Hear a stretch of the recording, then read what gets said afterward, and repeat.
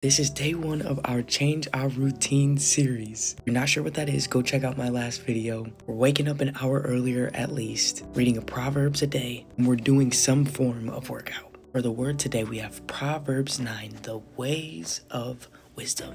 It says, wisdom has built her house. She has honed her 7 pillars. She has slaughtered her beast. She has mixed her wine. She has also set her table. This is perfect for the work ethic that we're about to have this week. In order to have wisdom, you have to understand that wisdom doesn't cut corners. Wisdom does the work, meaning that everything that God is allowing you to go through, everything that you're facing, everything that you've overcame, every way that you are being tested and tried in every capacity, it's all to build you. When you look at somebody testing your patience, when you look at somebody trying to break you down, you always tend to look at it from a negative perspective of, man, like, what am I doing wrong? It's not that you're doing anything wrong. It's that God is allowing your character to do the work to become exactly who He's called you to be. That way, when you're teaching others or other people see you because you teach just by the way that you carry yourself, they see, man, she don't cut corners. Like, she puts in the work. It says she has sent out her young women to call from the highest places in the town. Whoever is simple, let him turn in here. To him who lacks sense, she says, come eat of my bread and drink of my wine I have mixed. Leave your simple ways and live and walk in the way of insight. Wisdom understands that sometimes you're going to be in uncomfortable spaces. Wisdom understands that sometimes you're going to be, if not always, you're going to be the difference in the room. You're the one who has common sense. You're the one who knows where that's going to lead. You're the one who looks at the dummies around you and said, that's really a bad decision. Let's not do that. But you have this thing about you that says, I know that I'm called for better. You have this attitude, you have this posture about you that says, you know what? I don't have to go this way if I don't want to. And by the way, if you're around me, I want you to know that you're better than that too. But it also says, whoever corrects a scoffer gets himself abused, and he who reproves a wicked man incurs injury.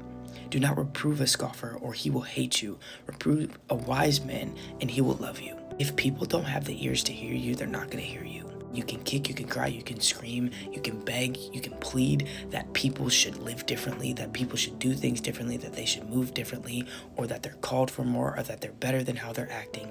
But until they are touched by God Himself, you are not sent to be the Savior. You cannot play God in people's lives. People are going to do what people are going to do. Do not waste your breath. The best way to fight for a scoffer, somebody who just can't be told nothing about themselves or the ways that they're living, or act like they want to change but don't, the best thing to do for them is to pray for them. God, I just ask that you intercede on their behalf. Bring them to the end of themselves. Give them grace, but don't give them so much grace that they don't learn the lesson. Like, intercede for them, saying, God, I ask that you touch their life in a way that I can't. It says, give instruction to a wise man, and he will be still wiser. Teach a righteous man, and he will increase in learning. The fear of the Lord is the beginning of wisdom, and the knowledge of the Holy One is insight. When you're talking to people who genuinely want to learn, and you're talking to someone who's actually hungry and thirsting for righteousness, you understand that they move different. They hear you different. They walk different. They start to challenge you different. You ignite their fire, and somehow their fire is lighting your fire even more. The fear of the Lord is the beginning of wisdom. Understanding, right? Wisdom builds her house and it puts in the work. Understanding, carrying wisdom is saying, God, I know who you are. God, I acknowledge your power. I acknowledge your holiness. I respect the way that you move, and I respect the holiness and the heavenly place of who you are. When you can understand that God is so far above you and so far outside of you, meaning that He's just sovereign, that's where wisdom starts. Because you start to realize this situation is bigger than me. That this situation is deeper than me. That I can have a different and a holy perspective, because really, it's not about me. It says, for by me your days will be multiplied, and years will be added to your life. If you are wise for yourself. If you scoff, you alone will bear it. The main person who suffers from you being hard-headed is you. We have this way of wisdom on the first side. We're almost done. Then we have the way of folly on the other side. Wisdom and foolishness, wisdom and ignorance, wisdom and arrogance, wisdom and this lack of knowledge, they're opposite. It says, the woman folly is loud. She is seductive and knows nothing. She sits at the door of her house. She takes a seat on the highest places of the town, calling to those who pass by, who are going straight on their way. Whoever is simple, let him turn here. And to him who lacks sense, she says, stolen water is sweet, and bread eaten in secret is pleasant. But he doesn't know that the dead are there, that her guests are in the depths of Sheol. Don't miss this. Folly copies wisdom because it has no original. You see how folly steps in the same places that wisdom does. Folly says the same things in the beginning that wisdom does. This is why we can't walk around just acting like we don't have discernment. We can't walk around looking at people's faces and their outward appearance and even the words that they say on the surface and say, man, I want to be with them. You see how you don't have to know nothing to act like you know something? Folly is deceptive. That's the whole reason. If the devil showed up, right, as this big ugly thing off of Insidious, you wouldn't do the deal with him. But if he shows up looking like the ways of wisdom, if he shows up looking like he takes care of his house, looking like he puts in the work, you might be more inclined to hear what he has to say. They both say the same thing. Whoever is simple, let him turn in here. But their character, and I'm not just talking about other people, I'm saying you need to look in the mirror and look at yourself. After you tell people to come to you and to get close to you, what shows after that? Does insecurity show after that? Does arrogance show after that? Does attachment issues show after that? Does avoidance after that? Look at how wisdom says it. She says, come to me and eat of my bread and drink the wine I have mixed. Leave your simple ways and live and walk in the way of insight. Meaning that when you get close to me, you can't just act any old way because you represent me. When you get close to me, you can't just carry yourself in any light because I don't want to be associated with nonsense. When you come close to me, you got to realize that being close to me is a challenge.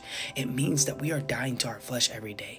It means that we're not playing the same stupid games and winning the same stupid prizes that we did previously. Walk in the way of insight. I'm going to tell you about you, and I'm going to encourage you, and I'm going to build you up, and I'm going to honor you, and I'm going to love you, and I'm going to be honest with you, and I'm going to expect you to do the same with me. See, the way of folly is simple.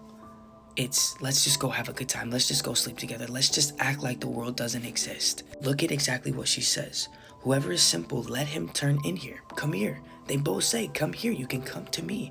But what does folly say?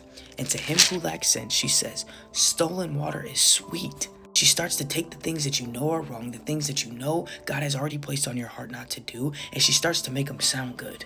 Bread eaten in secret is pleasant. She's indulging in the nonsense with you. Guys, it's why your circle matters so much. You surround yourself with stupid, you can only be smart for so long. Again, it's him who lacks sense.